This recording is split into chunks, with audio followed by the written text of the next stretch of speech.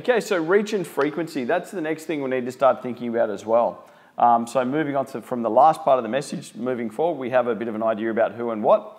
Now we need to start thinking about, well, how often and how far. Okay, so we start talking in terms of reach and frequency. And when we talk about reach, we're talking about the total number of people to whom I deliver a message. Okay, so how many people are going to get this message? Frequency refers to the number of times that the message is delivered given a certain period.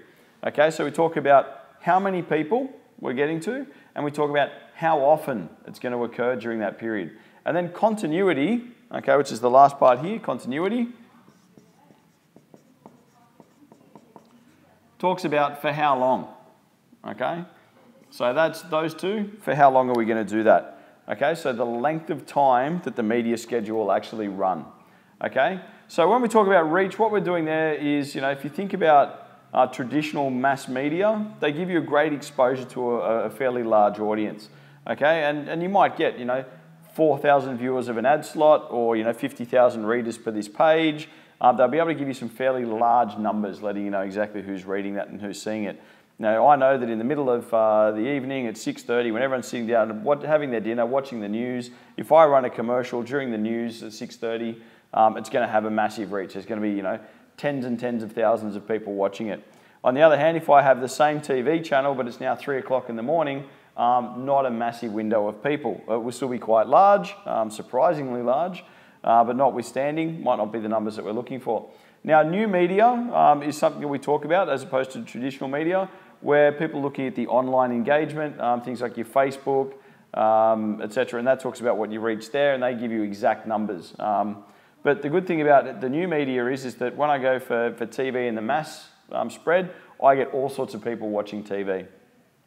But when I'm talking about my social media these days and the new media, what we're starting to get down is we can specify exactly who we want to reach. So the numbers might be a little bit smaller, but they can certainly be more cleanly targeted. Because I can talk about, look, I only want to speak to men, or I only want to speak to women, I want to speak to people at a certain age, certain times of day. Okay, I can be really specific about exactly who I want to reach and go down that path. Which in some ways, depending on what I'm trying to do, might be better than going for that big, broad, massive sweeping effect. As far as frequency, we're talking about building brand awareness. And the way we build brand awareness is to make sure that people have seen or received our message frequently. Okay, if they see it once, they might forget it. But if it's occasionally put out there, they'll start to pick it up and it'll start to get into their conscience. So different levels of frequency are required depending on the marketing factors that we just talked about. Okay, if we're brand new and we need to educate people that we exist, it's going to take quite a few times to get the message out there that we're even a thing. On the other hand, if they're already aware of us and all we're really trying to do is create more understanding or more awareness, then we can continue just to push that information out there, possibly just more of an update, so they know what it is, they're just being updated. I don't need to push this frequently. Okay, so I need to think about what my objectives are. And once again, the continuity just talks about, so how long?